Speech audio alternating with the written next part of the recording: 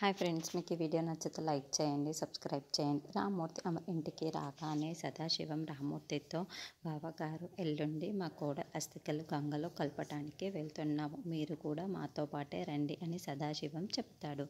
అవునన్నయ్య గారు, మీరు మాతో పాటు వస్తే వీటన్నింటికి ఒక 2 రోజులు దూరంగా వెళ్ళినట్టు ఉంటుంది, మనసు కూడా ప్రశాంతపడుతుంది అని నిర్మలమ్మ చెబుతూ ఉంటుంది.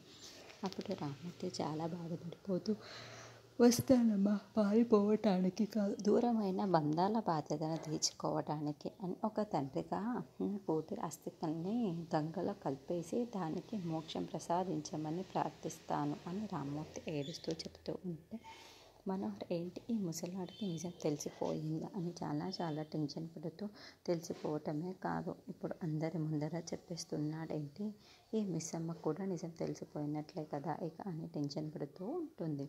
అమర్ కూడా టెన్షన్ పడుతూ భాగ్య వైపుకు చూస్తూ ఉంటే, భాగ్య రామ్మూర్తి దగ్గరికి వచ్చి, నాన్న, అక్క ఆచూకి ఏమైనా తెలిసిందా అని అడుగుతూ ఉంటుంది.